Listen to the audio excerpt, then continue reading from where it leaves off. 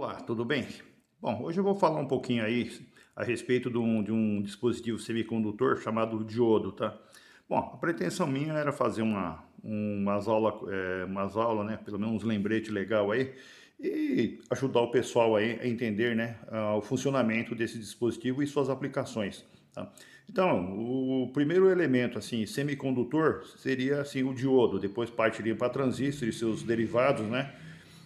Depois partiria para funcionamento de compreensão, né, do funcionamento dos chips e assim por diante, né? Então teria aqui uma coisa gradativa. Então hoje eu vou começar a falar a respeito do diodo, tá? Bom, para falar a respeito do diodo, tá? Ele é um elemento semicondutor, tá? Como todo elemento semicondutor, tá? Depois o elemento semicondutor, ele é baseado em silício. Antigamente era baseado também num elemento chamado germânio, né? Então tinha o germânio e também tem o silício. Bom, o germânio, ele tem pelo menos na prática, né, que eu cheguei a trabalhar com alguns dispositivos semicondutor, transistor, diodo, essas coisas, tudo feito com germânio, ele tem um problema sério que é a estabilidade térmica dele. Esquentou, puf, pifa tudo. Então, ele não é aquela coisa assim que aguenta muita potência, ou seja, não aguenta desaforo. Então, gradativamente, né, os dispositivos, né, feitos à base de silício acabaram prevalecendo. Então, hoje em dia, você não encontra praticamente nenhum transistor diodo, né, atualizado que funciona baseado em germânio. Em raras exceções, a maioria, na grande porcentagem, 99,9%, né, é tudo baseado em silício. Da mesma forma, também os chips, né, de computadores, todos eles são baseados no cristal de silício. Bom, o silício tem uma propriedade química, tá, da seguinte forma. Um cristal de silício, ele é um elemento, quimicamente, ele é um elemento tetravalente, ou seja, ele tem 4 elétrons na última camada, tá? E se você pegar o silício puro, né, pegar a sílica e purificar ele, botar num forno de alta temperatura, derreter, tal, aquela coisa toda, tá?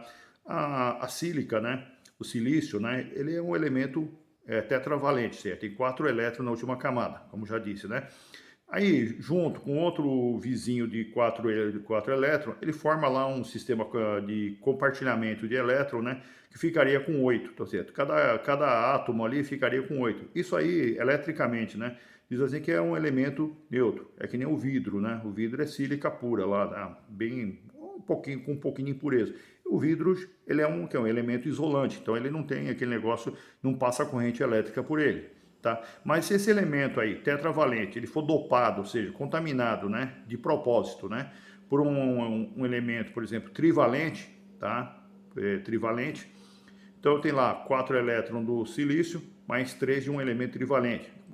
Por exemplo, o boro. Então você vai na tabela periódica, onde tem lá trivalentes, 3 elétrons na última camada, qualquer um daqueles elementos pode ser usado como contaminante. Então você vai ter lá 4 elétrons mais 3, são 7. Para atingir uma estabilidade elétrica, teria que ser 8. Então, não vai atingir a estabilidade elétrica. Então, a gente chama isso aí de cristal do tipo P, ou seja, está faltando um elétron para atingir a estabilidade. Outra forma também que nós vamos utilizar, também teria o que? Cristal de silício, né? Dopado também, contaminado de propósito com elementos pentavalentes. Então, um pentavalente, isso quer dizer 5 elétrons na última camada. Os 4 do elétron, combinando, você vai sobrar um elétron, que vai ficar o quê? 8 mais 1, sobra um elétron ali. Então, esse aí nós chamamos aí, né, de um cristal do tipo N. Então, se faltar um elétron, é tipo P. Se sobrar elétron, é tipo N. Então, esse elemento aí, por exemplo, o fósforo, faz esse papel aí, tá bom? Então, aí eu tenho o quê? Cristal do tipo P e cristal do tipo N. Se eu juntar os dois, soldar no meio lá, fazer uma solda, a parte, né, do que está faltando com a parte que está sobrando, vão se recombinar, né, se juntam, se recombinam, se formando o quê? Uma barreira de potencial, tá? Isso aí é uma barreira de potencial. A barreira de potencial, tá? Ele consome do circuito, se ele vai necessitar alguma coisa em torno de 0,7 para diodo, né? Você para qualquer semicondutor, ele precisa de 0,7 volts para ser rompido, então para romper essa barreira de potencial, tá bom? Aí você vai ter aí a formação de um diodo. Aqui eu tenho aqui o resumão aí, né? Desenho teria lá o cristal de silício. Ele é um puro, né? Ele é um elemento tetravalente. Aí você pode colocar lá cristal de silício trivalente, aí você tem um cristal do tipo P, ou seja, está faltando o elétron na parada. Então a gente chama, os acadêmicos chamam de buraco e tal, então está faltando. Aí no caso do cristal do tipo N, tá? Você poderia usar aí o fósforo, por exemplo, é um elemento pentavalente, tá? Como eu sei se é tri ou é penta ou qualquer outra coisa, tá? Basta ir na tabela periódica lá, aquela coisa que vocês aprenderam em química lá no ensino médio, né? Então você tem aí um cristal do tipo P e N. Se eu soldar eles aqui, grudar eles, pôr eles aqui P e N, eu vou criar aqui uma barreira potencial. Essa barreira, em termos elétricos, ela é neutro. Então cria uma pequena camada neutra aqui, tá? Essa barreira de potencial, para você forçar a passagem de corrente, ele necessita alguma coisa em torno de 0,7 volts, tá? Bom, no caso aqui do diodo aqui, eu tenho aqui o seguinte, o diodo, eu vou dar uma nomenclatura aqui, eu vou chamar o lado P de anodo e o lado N de catodo, tá? Então, não vou ficar desenhando esse troço num esquema elétrico que dá muito trabalho. Então, ele é representado por uma simbologia, ó, é uma flecha, né? Um lado indica, essa flecha que indica o lado da corrente e a barreira de potencial aqui. Então, tem aqui anodo de um lado e catodo do outro. Então, representa pela letra A e C. Então, num diagrama elétrico, a gente faz essa representação aí. Bom, o que precisa saber aí na prática, né? Que a corrente aqui, né?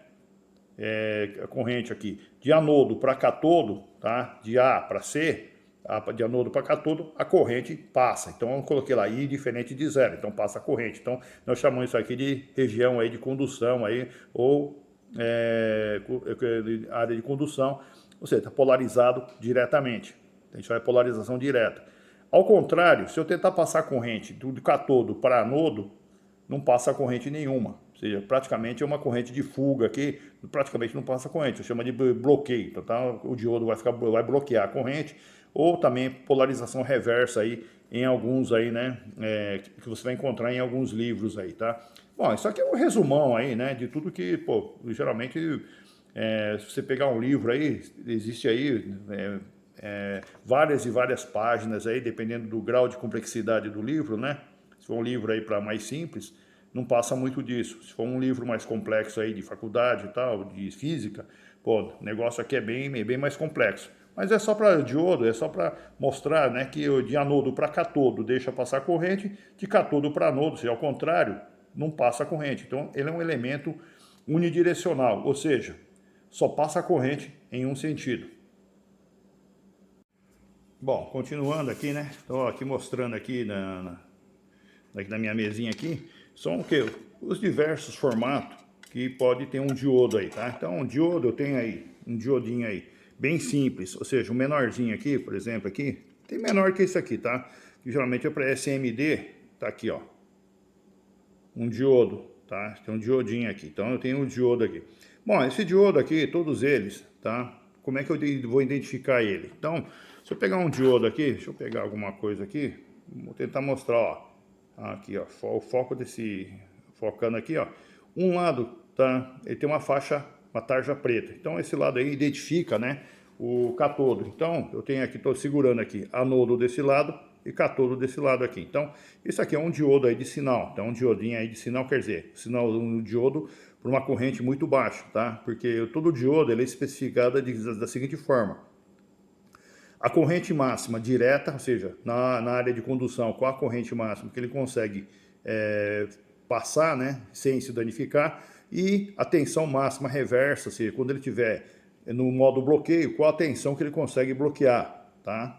Porque a tensão, né, a tendência é o que é? É aplicar força na junção aqui do semicondutor e acabar estragando ela. Então, é claro, cada diodo ele é feito, né, para aguentar uma determinada tensão no modo reverso e no modo direto a corrente. Então, eu tenho aqui eu tenho aqui, ó, tem a faixinha, né, que quer dizer, o meu catodo. Se você pegar um diodinho um pouquinho maior, isso aqui é um diodinho um pouquinho maior, você vai ver que também ele tem aquela faixinha também, né, tem a faixinha aqui, ó, esse lado aqui é o catodo. Se eu pegar aqui um pouquinho maior, eu tenho aqui também, isso aqui aguenta um pouquinho mais de corrente. Se eu colocar aqui, ó, essa faixa aqui, esse lado aqui é o catodo, esse lado aqui é o anodo, tá?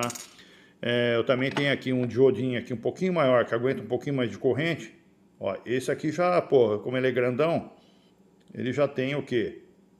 O símbolo já estampado na carcaça dele. Então esse lado aqui é o anodo e o lado de cá é o catodo. Inclusive esse aqui, né, é o que eu acabei estragando aqui, mas ele tem uma rosca aqui, né, para você colocar um dissipador de calor nele, tá? Uma chapa de alumínio, alguma coisa, para ajudar a dissipar o calor. Porque como esse negócio aqui ele aguenta uma corrente é, alta, né, e num corpinho pequeno, ele gera muito calor, acaba virando uma churrasqueira. Então, para você dissipar o calor, coloca o quê? Numa área maior, né? Você coloca um dissipador que aumenta a área de radiação do calor, mantendo esse dispositivo frio. Porque esse negócio também se esquentar muito, já era, vai embora, né? Então, aí tem aqui de aplicação industrial, tem esse mesmo diodo.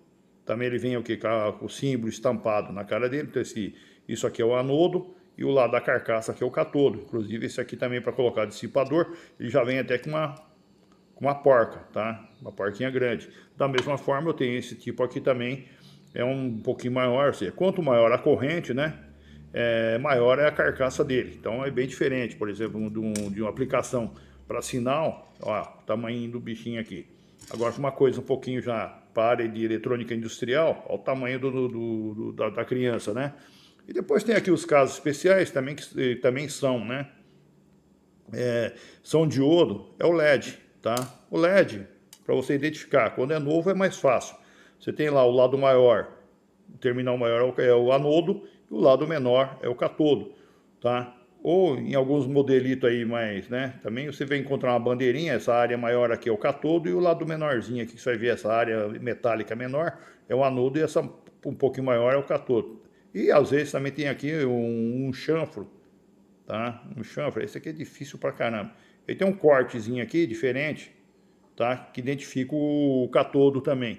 Então, ó, LED eu tenho aqui vermelho, tem verde, azul, branco. Você tem uma série de LEDs aí, né? Aliás, todos os LED, mesmo essas utilizadas em lâmpadas aí de casa, né? Também são o quê? Semicondutores, não deixa de ser diodo, tá? E por último aqui, eu tenho aqui, tá? Se eu não tivesse esses terminais, eu teria aqui um diodo. Como isso aqui tem terminal aqui, isso aqui na realidade é um SCR, mas também não deixa de ser um diodo melhorado, tá? E tem aqui anodo, catodo, e tem uma outra portinha aqui chamada G, que é o gate, né? Que é a portinha aqui de acionamento dele. Isso aqui é um diodinho melhorado, mas não deixa de ser um diodo, tá? Então aqui você tem aqui esse lado de baixo, essa chaparia aqui maior, aqui, essa área maior é o catodo, e a parte de cima aqui é o anodo. Geralmente isso aqui é sanduichado, tem uma placa aqui, um barramento, tá?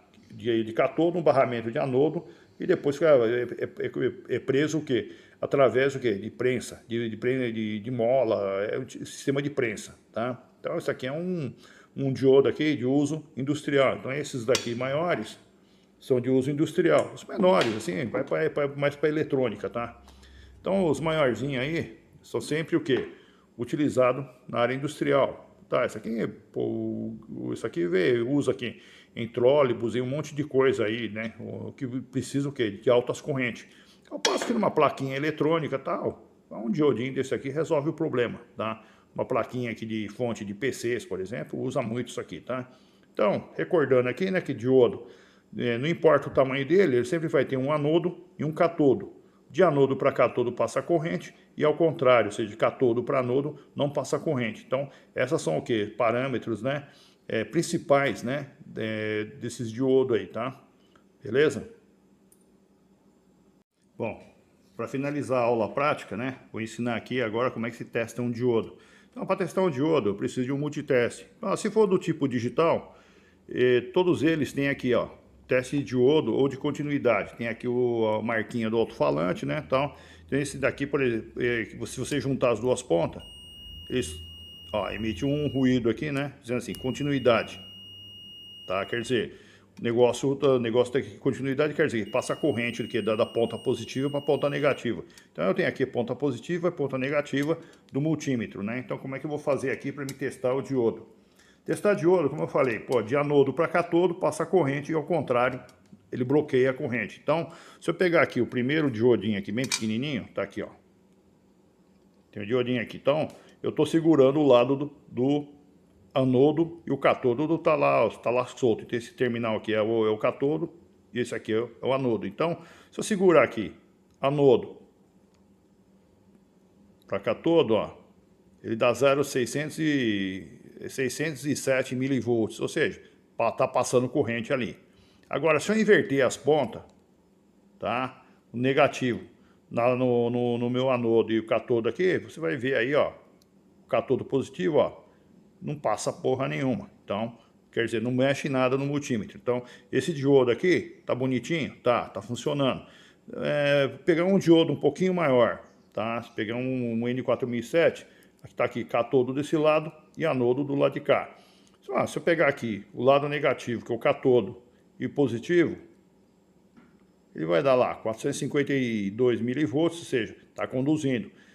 E ao contrário, ele não pode conduzir absolutamente nada. Então, ao contrário, ó, ou seja, cátodo positivo, anodo negativo, ó, não produz nada. Agora, se eu inverter as pontas, tá? Se eu pegar e inverter as pontas, funciona.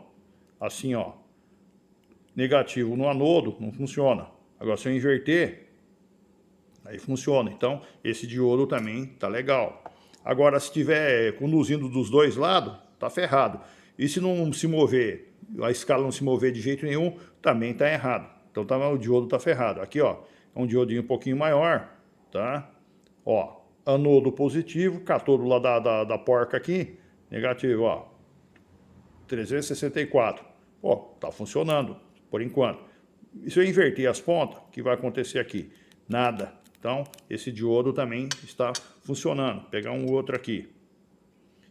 Então, aí se vocês pegar aqui, ó, o anodo, que é o lado sem faixa, o lado faixa é o cátodo, ó. Está polarizado reversamente, isso aqui não funciona. Agora, ao contrário, funciona, ou seja, 377. Então, isso aqui que está conduzindo e ao contrário, não está conduzindo. Aí não importa muito o tamanho do diodo, sempre vai funcionar assim, tá? A única coisa que é ruim, por exemplo, testar LED com essas coisas, com esses multímetros digital, você não vai conseguir testar LED com esse multímetro, tá? Com esses multímetros mais baratos. Teria que ter um multímetro analógico. Então, que nem esse daqui, tem isso aqui tipo analógico. Esse trambolhão aqui, isso aqui para testar LED, por exemplo, é possível testar LED com isso aqui. Agora, testar diodo também é possível. Então, às vezes, uma coisa mais antiga analógica tem suas vantagens, tá? Então, vou fazer com o analógico aqui. Só que o analógico aqui, você tem que, na hora de você testar componentes semicondutor, tem que inverter as bolas aqui, porque pela própria construção do multímetro, tá? O lado negativo do multímetro, na realidade, para multiteste, para ohmímetro, isso aqui é o lado positivo, é o contrário. Tá? Por isso que muita gente detesta trabalhar com isso, mas é só inverter as bolas e considerar vermelho aqui meu positivo e o preto aqui que ligado no positivo como negativo. Então você colocar aqui, ó, o LED acende, tá? Se eu inverter aqui, não vai acender, mas se eu inverter, ó, vai acender. Da mesma coisa, se pegar um diodo de anodo para cátodo, ó, o ponteirinho se mexe. Ao contrário, não. Ao contrário, não acontece nada. Você pode pôr na escala máxima lá, que também não vai acontecer, não vai acontecer nada. Então, de um lado, conduz, do outro lado, não. Então, você tem aqui um lado conduzindo, ó, tá movendo. É que é ruim dar foco nessa coisa aqui. E ao contrário, se eu inverter, isso aqui não vai. Então, isso aqui é a vantagem do nosso analógico, faz as mesmas coisas, só que dá para testar LED. E testa transistor também, de modo mais, mais categórico, tá? Então, eu sou fã desses multímetros analógicos que dá para medir quase tudo com ele, tá? No caso do multiteste digital, ó, pode ver que o LED aqui não dá para testar ele também, ó, não vai acusar nada. E nem vai acender também. Vou pegar aqui o mesmo vermelhão aqui, ó. Tinha um verdinho aqui, você pode botar ele de um lado e pode inverter ele, ó. Não acontece nada, praticamente não acontece nada, ó. Ele ameaça aí. Mas por quê? Simplesmente porque o multímetro ele não tem uma bateria, né, o suficiente aí para forçar uma corrente de passagem para em cima do LED. Porque o LED ele tem uma característica, né? Na polarização direta ele funciona aí na faixa de 2 volts até 5, até 12.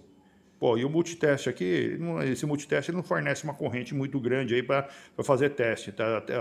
A corrente de teste de um multímetro digital é muito fraco, então não é suficiente para testar um LED, tá? E às vezes também nem transistor você consegue testar com ele, mas vai ter sua utilidade, né? Então, geralmente com um multiteste com tipo analógico, você consegue testar uma variedade de componente um pouquinho maior. Só que precisa ter um pouquinho de paciência para aprender a interpretar. Tá bom, gente? Bom, por hoje a aula é só.